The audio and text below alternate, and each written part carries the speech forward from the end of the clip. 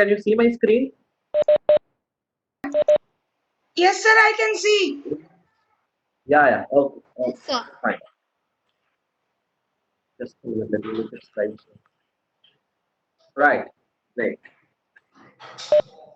So, who have attended my previous session, ma'am? Last class, you were all there. Neha ma'am was there. Shivam sir, I believe, was there. Then one more, sir. You mentioned the sales. I couldn't remember your name, sir, but I can recollect you. You were there. Mentioned the Samul sir, sales. Samul. Right, right, right, Samul right. sir. Yeah. Samul. And yeah, you were also there, no, madam? Yes, Shanley, sir. hai na? I was also there. Yes, sir. Yeah. That's great. That's great. And then fine. Okay, that's great. So I believe now you will have the continuity of the previous session. You can relate. So let me give a small introduction of the previous session. So earlier we have seen in the previous first session we have seen what is research, what is business research, nature, characteristics. So all those things, an complete overview was given to you during your first session.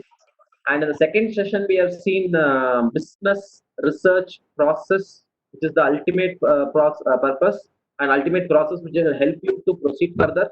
That I have shown you a flow chart, and then it started with problem identification, review of literature, etc., and I went up to report generation, which is talking about the complete report.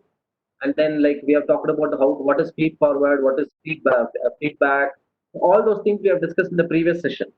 So by giving this recap, I've also requested you to look into the PPT which was uploaded in your Swadhyay. You have your login and then you can download it and then you can read it as well. So the same content has been uploaded in your Swadhyay. Now in today's session, we'll be looking into research, design and implementation. Right. So what is research design? Let me go with a small table of contents for the day and then let me go inside the topic. Get inside the topic. So research design is like we're going to see like business research design. What is the need of it? What are the characteristics of a good research design? And what are all the parts of a research design? And what are all the various concepts that are related to research design? And then classification. And what are all the factors we considered while deciding the research design and benefits of it? All right. So with this table of contents, let me get into it. Now let me give you a small example which you can understand. So while dealing in the previous session, I was mentioning about research design, which is the third step, and I mentioned a word as blueprint. You can recollect, you can find it whatever I mentioned here. It is the blueprint for the collection, measurement, and analysis of data. So this particular word as blueprint I have used. So now let us get into detail. So what is this blueprint? Simple to say, whenever you are constructing a house or you want to build a house, then normally there will be a blueprint. So what will happen with this blueprint?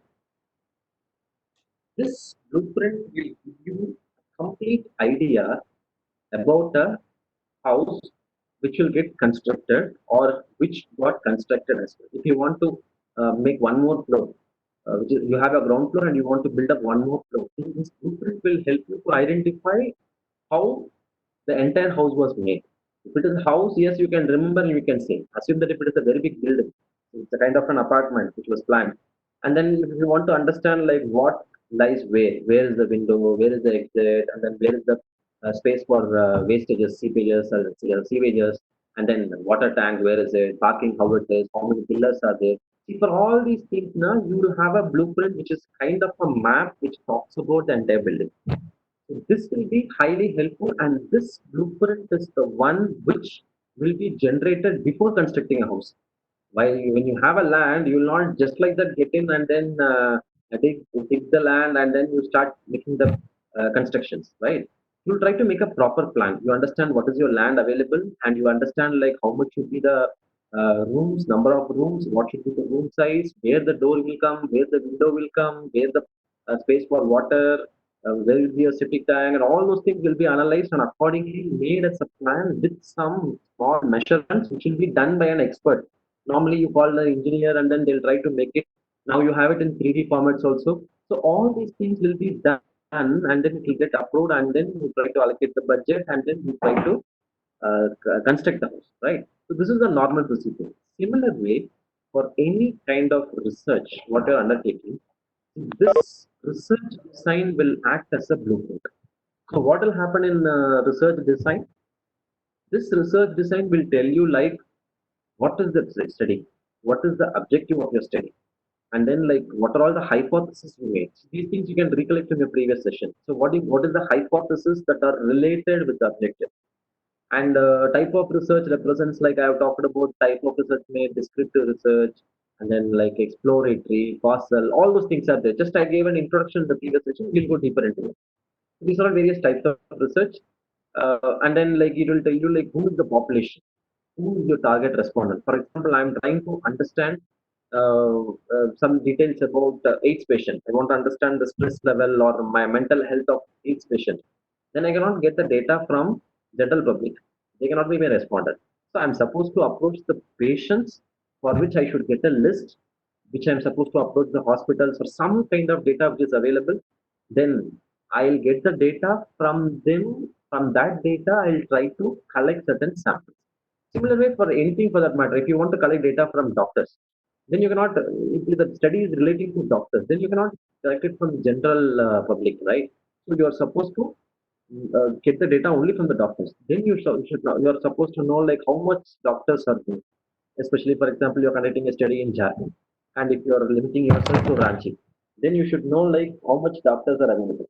Sometimes it may be known, or sometimes it may not be known. But you have an authenticated source. So authenticated sources like registered doctors, something like that. You will try to approach certain councils and find the registered doctors, and that you consider as a base for the population. From there, you will try to collect the samples. So now population will enter, and then you have a sample. So what is the sample? How much you have collected? How much is valid? All those things. And what is the instrument used for collecting? We are talking about collecting the data. So what is the data? How it is collected? Where it is collected? And what is the mode by which it is collected? All these questions will be represented in your research design, which is the blueprint. And will be like which method you have adopted for collecting the sample, and whether you are having a one-to-one interaction or an interview time, or you have created a questionnaire and you collected the data from the questionnaire to the questionnaire, or you just make some observation. Simple to say, in your office you might have your camera, right? You might have your especially camera which is installed. That talks about collecting information. Here, if the HR wants to know like how best people are working and what is their mindset or what is their feel, in simple way is to one, you can call them and then have an interview. Second is like they can look into the camera and find out like how people are, how they are behaving, and what is their mindset, something like that. And in marketing also it is applicable. Since being a retail outlet or a bigger supermarket or a hypermarket, simple example is like I used to take an example of this bazaar, which is it seems to be the bigger one in Ranchi, right? So here, if they want to know like how customers are looking into certain products, what makes them to buy, or whether they are buying it or not. You cannot disturb the customers and ask for data by giving a questionnaire. If you ask for an interview or interaction, also they'll not spend their time because they say like, no, I don't have time. Please don't disturb. So these things can happen. If you want to find out that the best option is the camera which is installed. So there, if you're having a camera, then probably you can observe without disturbing the customers whether they are doing the product, they are taking the product and making the actual purchase. See, all these things talks about data collection, which is talking about primary data, and how you have taken the secondary data. For a study like any study for that matter, let us come back to the same example of Hina ma'am, where she was working in IBM. We were talking about job satisfaction. So I'm just having a continuity of the same example so that it will be easy for you to relate. So she was working in an organization called IBM, and then there, the topic what we have decided based on the first session onwards is like job satisfaction and retention. So how people are satisfied and how they are retaining in the same job. If that is the case, like uh, how you can get the data by means of observation, which seems to be like you cannot get much of data by means of interview, by interacting with them, or through using a questionnaire. So this kind of data can be collected using a question. Secondary data. What about secondary data? You don't know much about the topic on job satisfaction. You have certain opinion like these are all the job satisfaction factors. But apart from that, there will be many more factors also which you are not aware of. In order to identify those factors, as I said, you may refer in books, you may refer certain research articles, you may look into certain reports. So many things are available. Previous researchers, what they have done, All these informations you collect and then you try to create your questionnaire and then make a study. So that becomes your secondary data. So this research design will comprises of data collection also, which talks about how the primary data is collected and how the secondary data is collected and what all the secondary data is also. Right. Apart from that, you will try to use certain statistical tools. For example, the same example of working in IBM, you want to find out the satisfaction and retention of employees. What you will do is like assume that there are 500 employees and you collected data from 300. With the 300 collected data, what you will do? You cannot just look into each and every data and come to a conclusion. See, these are all raw data. You want to convert into an information by making some analysis. So what is that analysis talks about? The analysis is the statistical test which you apply. Right. Let me make a much more simple example.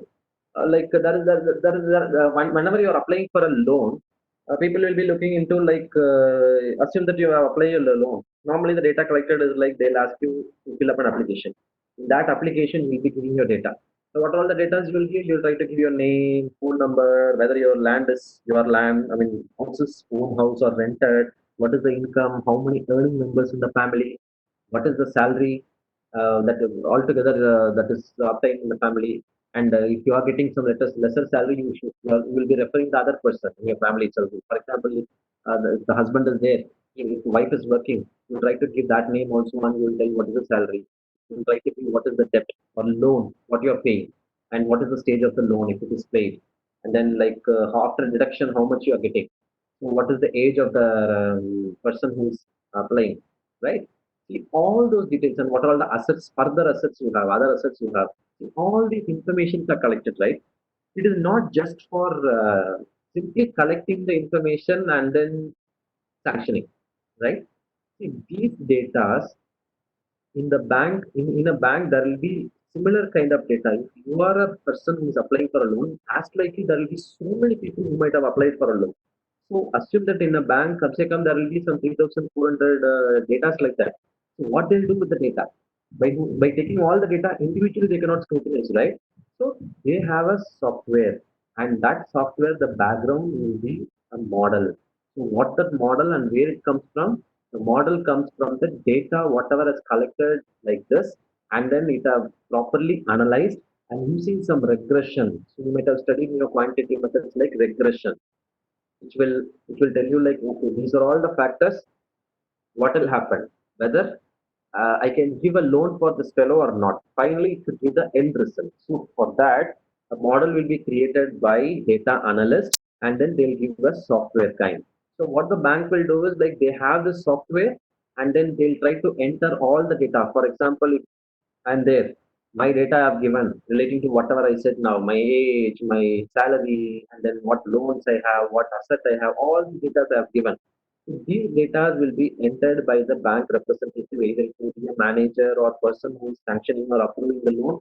He'll try to enter the data, and if he gives a submit, it will calculate. Example, age. If my age is 35, then probably like it will calculate how many years of service I have. So it will try to calculate my lifespan. So that will be, this is also one factor. Similarly, earning members in the family. If I am not paying, then whether the bank can get the amount, whether there are other members who are earning in the family, so that my loan amount will not become a debt. It will not be it will not come back, something like that, right? We should collect it back, right? So similar way, all these parameters, whatever you are giving in an application, mostly these are all data, and these data will be entered in that particular software, and once they click submit, it will give the score for that person, especially what is called as your civil score kind, right? You have your own individual civil score, how much you have paid earlier, whatever loans you got, and how much you paid, and whether you got loan or not, and whether you can be given or not. This is a civil score, is one of the parameters. Similar way, whatever data, personal data he said, with all the personal data, the software will tell you whether this person is eligible to be given loan or not, yes or no, right? So this is done using a statistical test. So what is that statistical analysis? That we call it as regression, and we have correlation. So likewise, you might have studied in your previous semester in your quantitative methods, which talks about simple percentage, t-test, ANOVA, regression, correlation. So all these things will be there, but in your study, what test you have used? So those information will be mentioned in your blueprint. That is your research design, right? Apart from this, what is the limitation of the study? So means like in the case of IBM, where Hina ma'am was working. So we have taken only 300 employees, but the number of employees is 500. So what are all the limitations here? Here, the data is only 300. Whether it is representable sample or not, yes, that you have to represent. Number two, the study is taken only in the premises of Ranchi, where the branches of IBM is available in different posh locations, which was not considered. So these are all certain limitations. Time, cost, all these things are limitations. This also, most of the time, you will try to represent in the research design itself.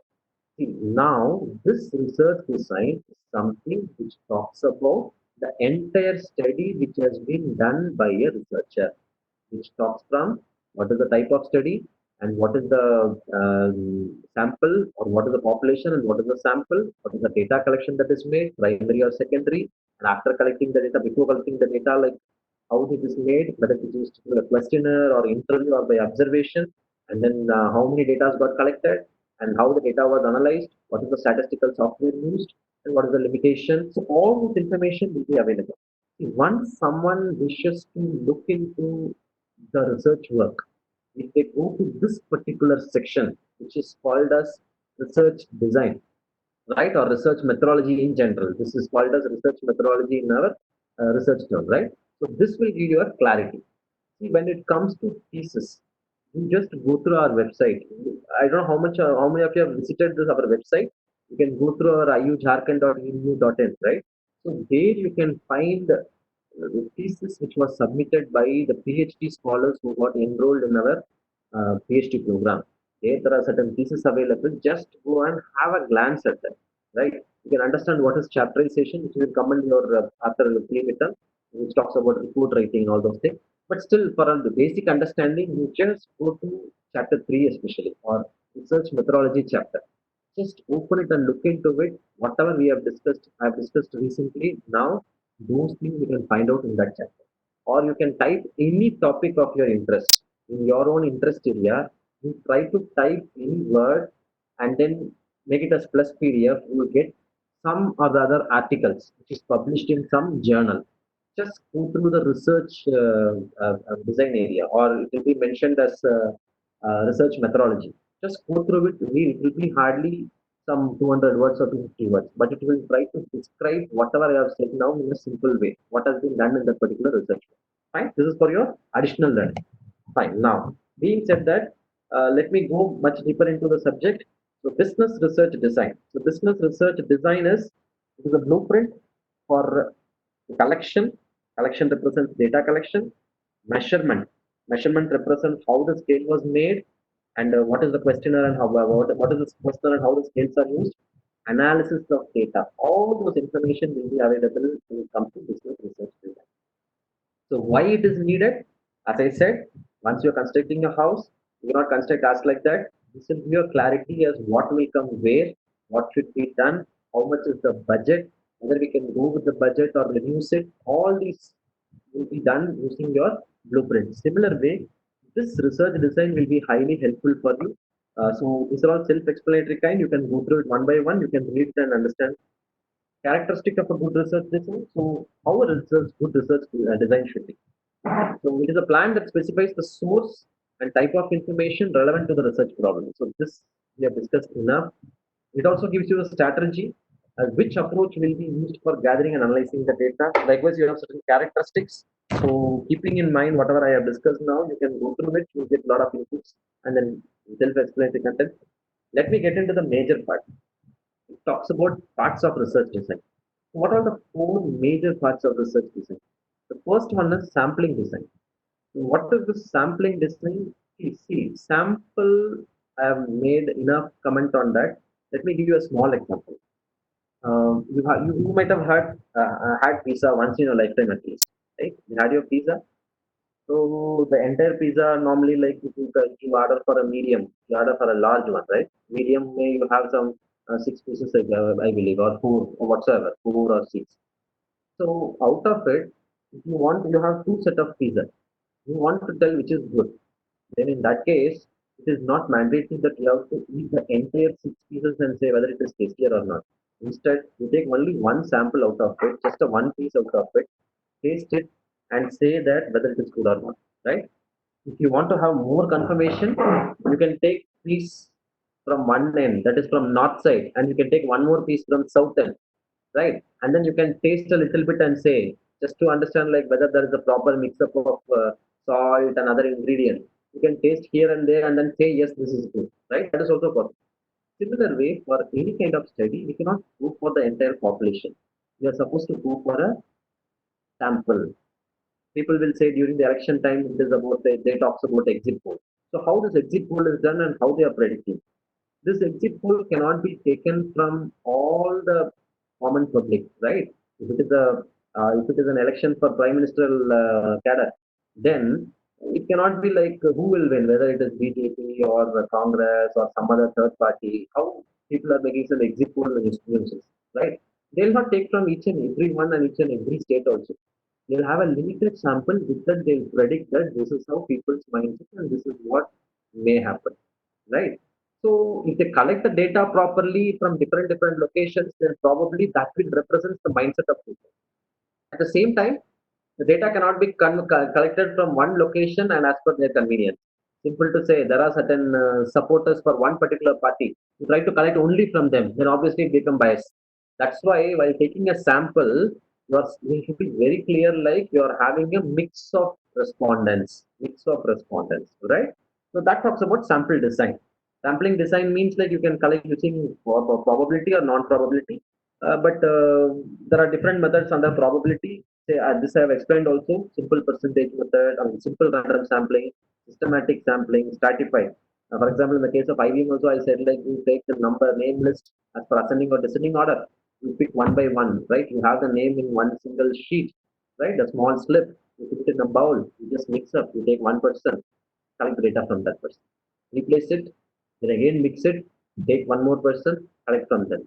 So this is simple random sampling method. Other method is like you can collect it from systematically. You put it in ascending and descending order, 7th, 14th, 21st.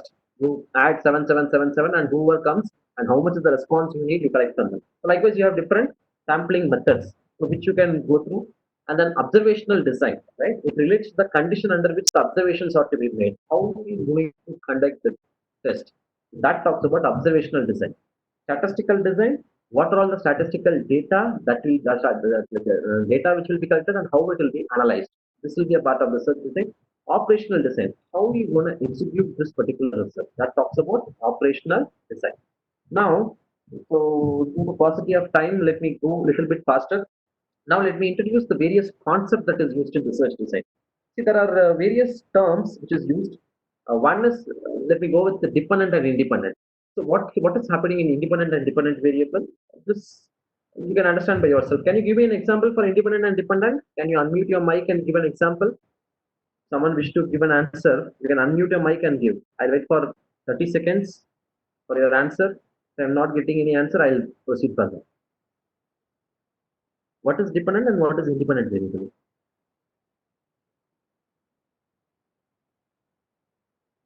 Any answers? Yeah, madam. Uh, so dependent could be an employee who is dependent on an organization for his salary. Maybe I Okay. don't What know. is independent? Independent is where both the variables are independent of each other. As Fine. in my just taking example, it says that height is dependent on age. So if I have to take the example of an independent, it could Hmm. be my weight which Hmm. is not dependent on my age. Okay. Okay. Okay. So thank you. So let me give a small example. Your eating habit and your weight. You eat healthy food, your weight will be maintained. You eat junk food, your weight will be increased. So eating and your weight, right? So now what is happening is like weight is depending on your eating habit, right? So eating becomes your independent, which is just happening like that, and your weight is depending on this. So when something is depending on the other one, that becomes a dependent variable, and something is like doesn't have it's as like that, then it becomes independent. Advertisement on sale. You give advertisement, more sale. right? So advertisement becomes independent and sales becomes dependent. So this talks about independent and dependent. Extraneous variable. So extraneous variable is something which is affecting the study, but that is not captured in that particular study. For example, eating habit and weight. If we say like you eat more, the weight will get increased. But sometimes the result will be different. Eating more, but weight is also less. Because there is one more variable called physical exercise or making some yoga or something like that, which is having an influence on the weight, right? You can find people, they'll eat so much, but still they are involved in so much of physical activities, and then their weight will not be increased at all. Sometimes there is one thing called the gene also, right? So there are other factors which you have not understood or you have not captured, but still those variables have an effect on the other one. That kind of variables we called as extraneous variable. Control. So control is something where you are trying to avoid the other factors which is used which can affect the study, and you are focusing more on the area which you want to study. That becomes your control. Right. So next is like confounded variable. The confounded relationship. Confounded relationship is like uh, again whatever variable I said. Eating heavily, you are having some physical exercise, weight is not reduced. Now what is happening is like this physical exercise is playing a role in between eating more and the weight. So once you are trying to find out if a person generally eats, right, eats very well, and what is his weight, then there is a relationship. If a person eats very well, he is doing a lot of physical exercise. What is the impact on his weight? If you look into it, there will be a different results.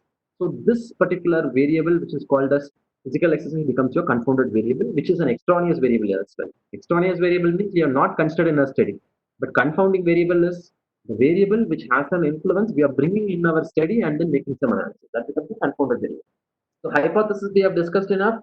There are two hypotheses, null hypothesis and alternative hypothesis. So null hypothesis states that there is no significant difference or relationship between two variables. For example, in the case of eating heavily, weight, there is no relationship between eating heavily and weight. Once you say there is no relationship, then that becomes your null hypothesis. Alternative hypothesis, like you are establishing a relationship. Eating heavily, there is the relationship between eating heavily and weight. Once you say there is something which is existing, there is the difference, there is the relationship, there is the influence, there is the impact, and that becomes your alternative hypothesis. So experimental and non-experimental hypothesis. Experimental hypothesis is like you have an experiment, you are trying to find out a cause and effect. For example, like you have your advertisement and sale.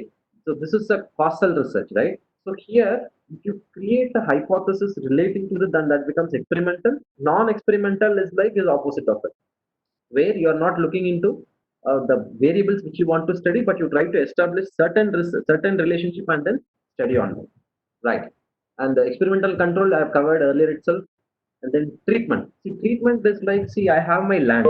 I have land almost like, let me say, like 1 acre. Out of that 1 acre, I have invented some, I have some fertilizer. I want to find out which fertilizer is, I have some two fertilizers.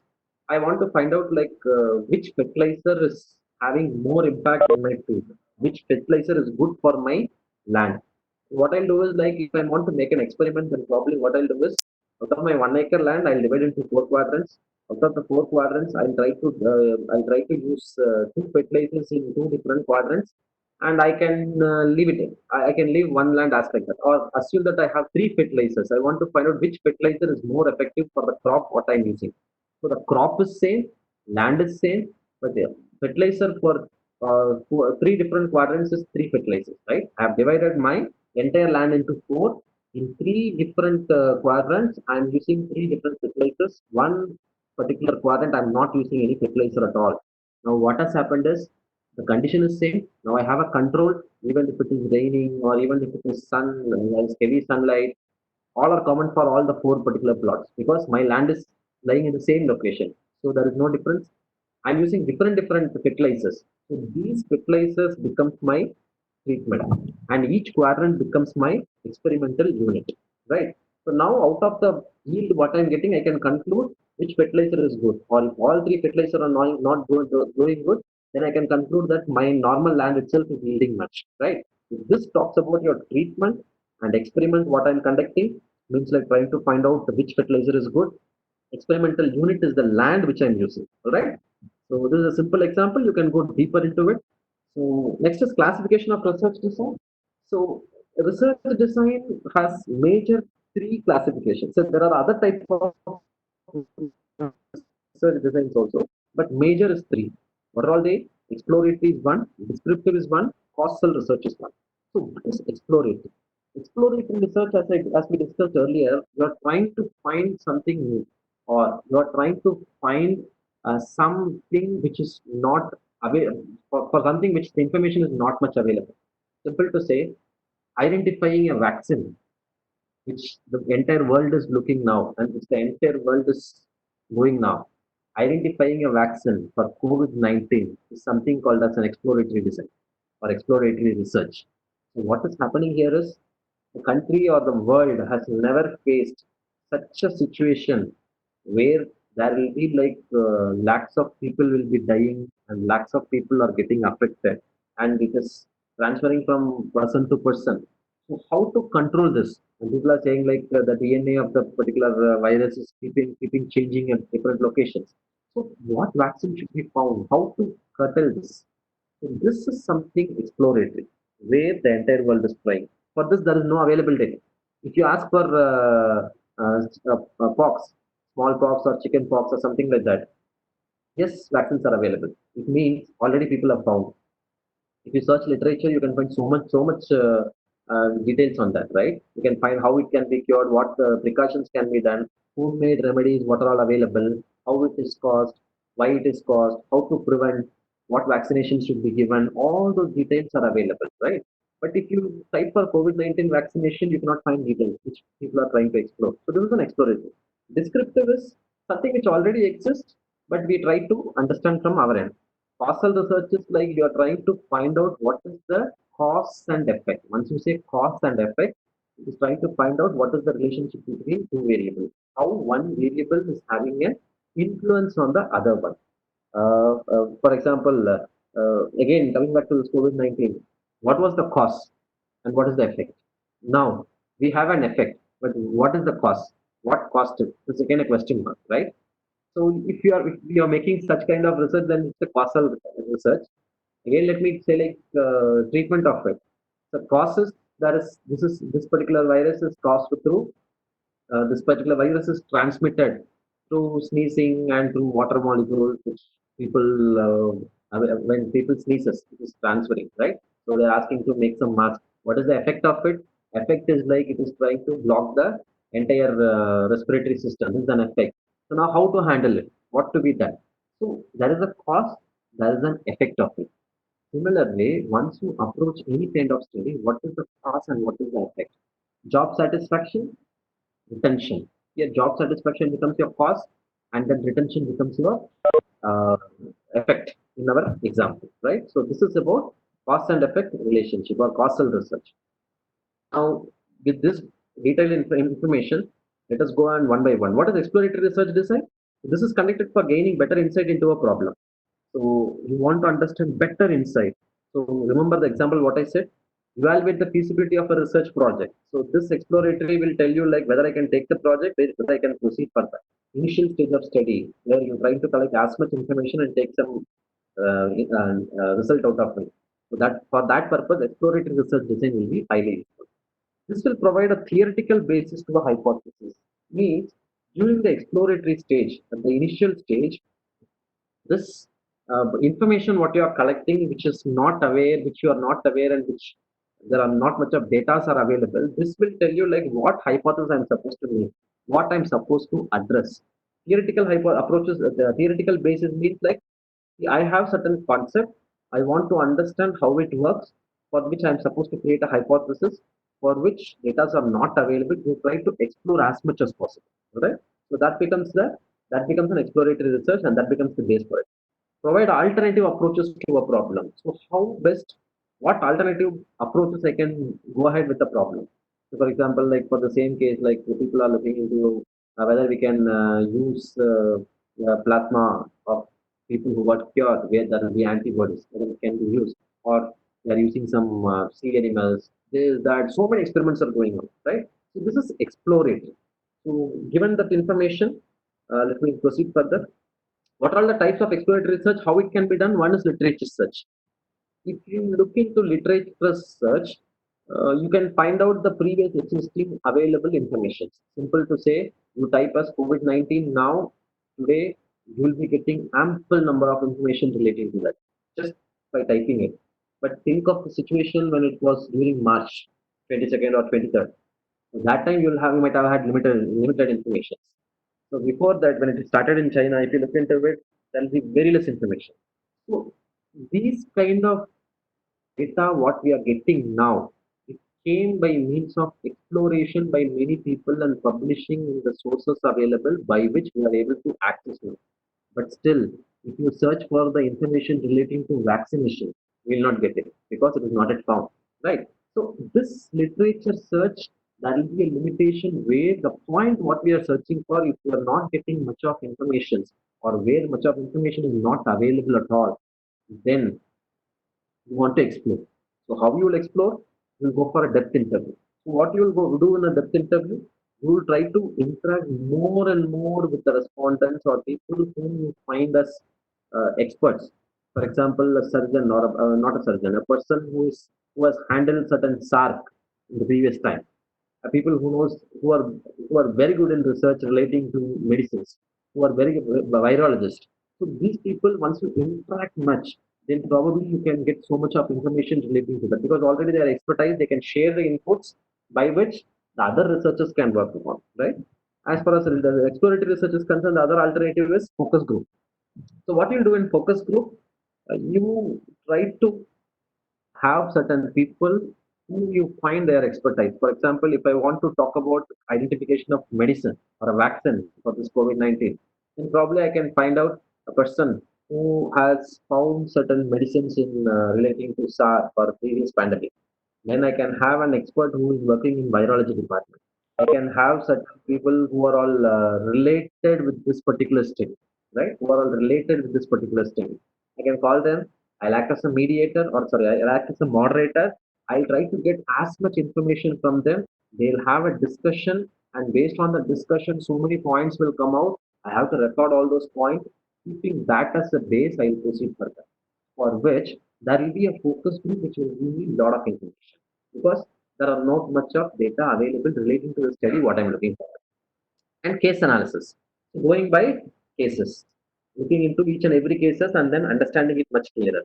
So this type of research design we call it as exploratory research. And the next is projective technique. Now one more technique is projective technique. Projective technique is like once we ask certain data relating to an individual, he may not be in a position to give. For example, if I ask you a question like, why are you not attending the classes properly? If I ask one question like, why are you not attending the classes?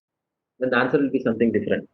The answer will be like, after office hours, I'm not finding time. I'm not able to come on time, or today there was some heavy work, something like that. You try to give certain kind of positive.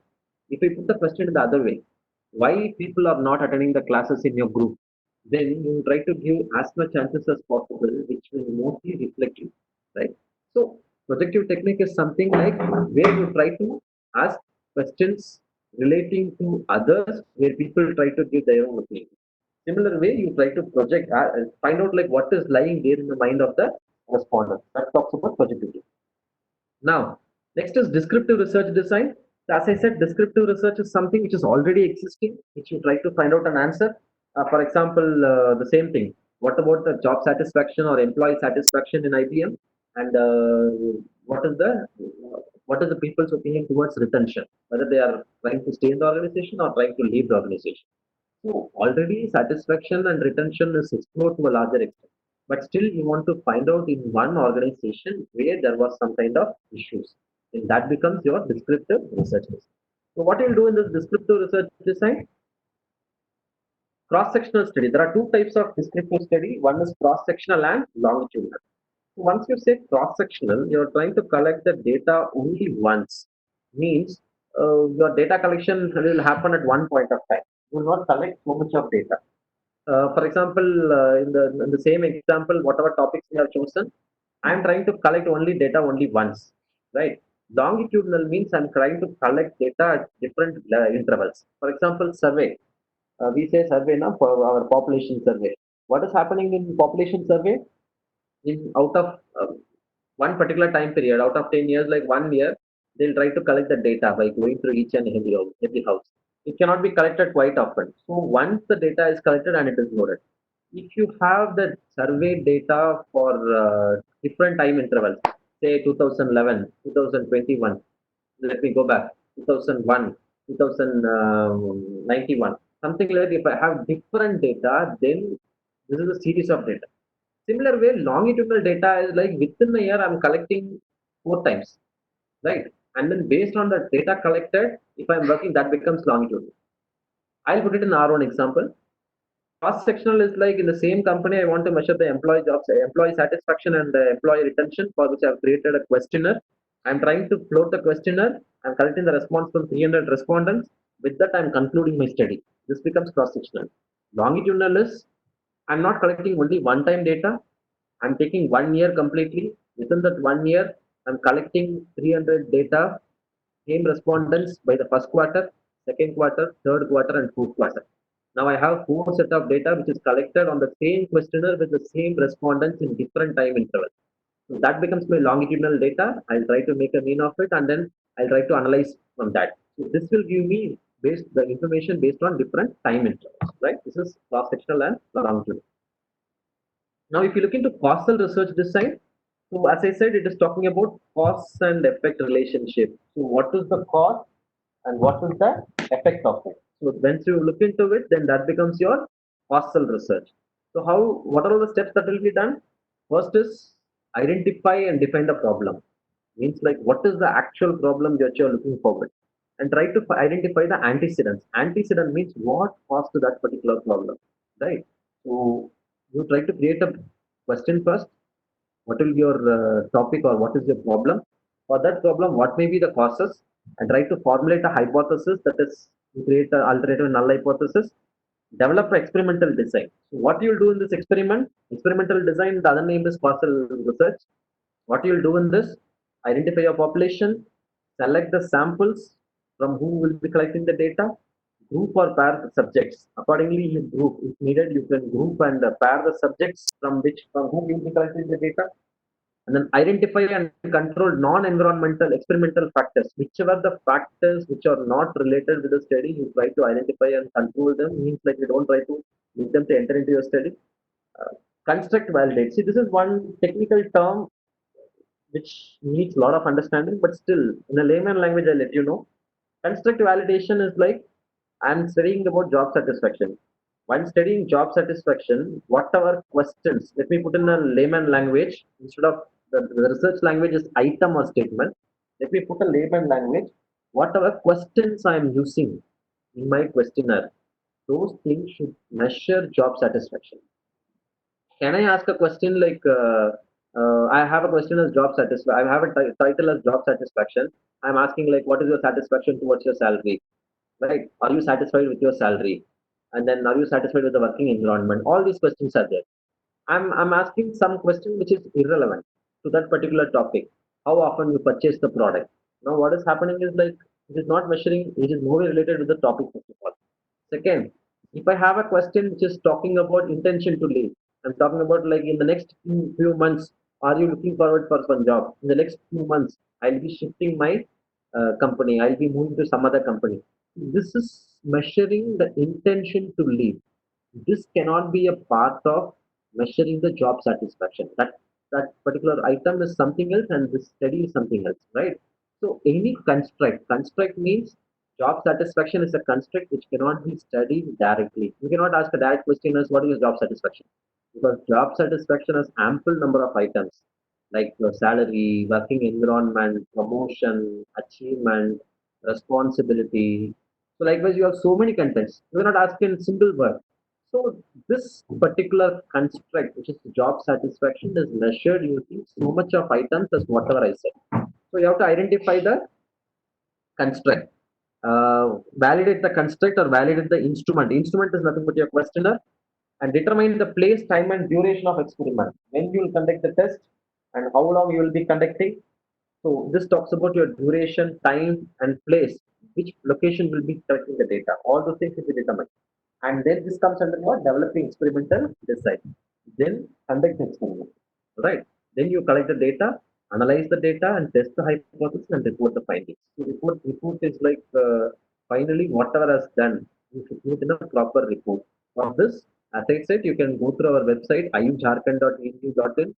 Then you can go through research area. There is one column as under program. There is one column as research. Click there. You can find out a thesis which is published in our university.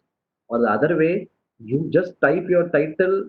If this is related to our university, if you want to type it in general, in Google, you type it any topic, whatever you want, you give it as thesis plus thesis. It will give you thesis, go through the format, how it was made, and how they have reported. Right?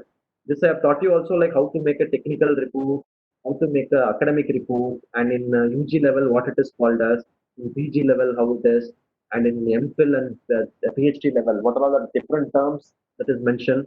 Uh, that talks about your report. Fine.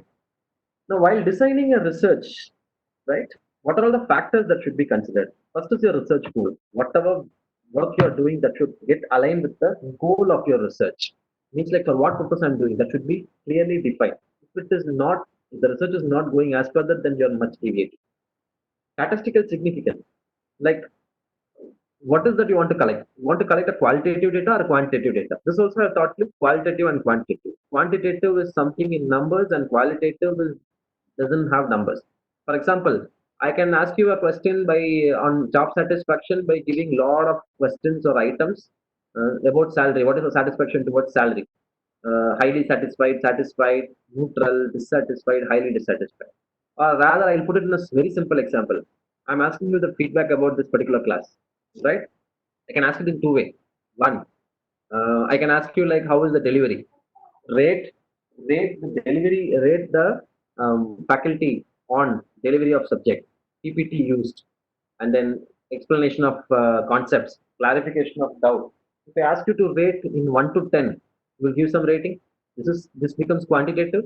Qualitative is I'm giving you an open content like what is your opinion towards the subject taught in today's class relating to business research methods? If I give you and ask you to write about 100 to 200 words, everyone's response will be something different, which I cannot consolidate and make it a single output. But still, each output will give me different sort of understanding, right? So you have to decide whether you are going to make a quantitative or a qualitative study. Timing, which is much more important. How long you will be conducting a study, and if it are going beyond a level before that, if so many people are giving the results, then your result will not have any impact, right? So what is the timing for the particular study? That is also one more important factor. Next is quantitative or qualitative. I've explained just now. Sample size, whether you're going with the limited sample or more sample. So if you go with lesser sample, you cannot generalize. Means if I have only 10 sample with that I conclude for the entire company, then it won't be fair. And I'm not in a position to collect all the employees also. Assume that there are 10,000 employees in the company, I cannot collect from all. So that is again a limitation. So by that way, you should come up with some kind of sample size calculation. There are certain calculators and there are certain references based on which you conclude how much should be the appropriate sample size for a study, calculate it, and then accordingly you try to have the perfect sample. So that becomes one of the major factors. And what are the benefits of research design? This we have discussed enough. By making a research design, which is a blueprint, you will be like you will not consume more time, it will consume less time. Ensure your project time is scheduled and you have a proper plan. Helps the researchers to prepare himself or carry out research in a proper and a systematic way. You will have a guideline as how the research to be done. You will have a better documentation of it, and it will help you to make a proper planning and do it in the right way. So all these things are like it will create confidence in you. All these things are certain benefits because of your creating a research. Now, let me make a quick summary of the content what we have discussed. What is research design? It is a blueprint for collection of data, measurement and analysis of data, Major parts are sampling design, observational design, statistical design, and operational design, which we have discussed. And we have also discussed the major concepts in research design, like dependent variable, what is an independent variable, what is extraneous control and confounding, etc., etc. We have discussed, and we have discussed what are all the major classification of research design, that is exploratory, and then descriptive and causal research, and we have looked into the various factors that are affecting the research design. So I believe like it was like heavy rain today, right? Yes, madam. Now you can reply. Yeah, all three can unmute. Shivam sir and the other two people, you can unmute and you can say. Any doubts? Hello? Hello? Can you hear me? Yes, sir, I can hear you. Yeah, okay, okay. Yes, yes, yes. Fine, fine, fine. So many things were discussed by today. So Yes, all sir. these are like maximum possible briefing, which I can make it in this particular 1 hour, because I want to ensure that you are not getting lost in between. At the same time, the concept should get in, right? So by that way, I've given a brief description. Just read the content one by one. By keeping all the examples in mind, you just make a attempt in reading the concepts. You can understand. All right, ma'am. If any doubts or any clarification, you can let me by next class. I'll clarify. All right. Yes, sir. Okay. Okay. Okay. Then it's time up. Like we can bind up, I believe. You know? Yeah. Hope I. All right. All right. So thank you. Thank you all.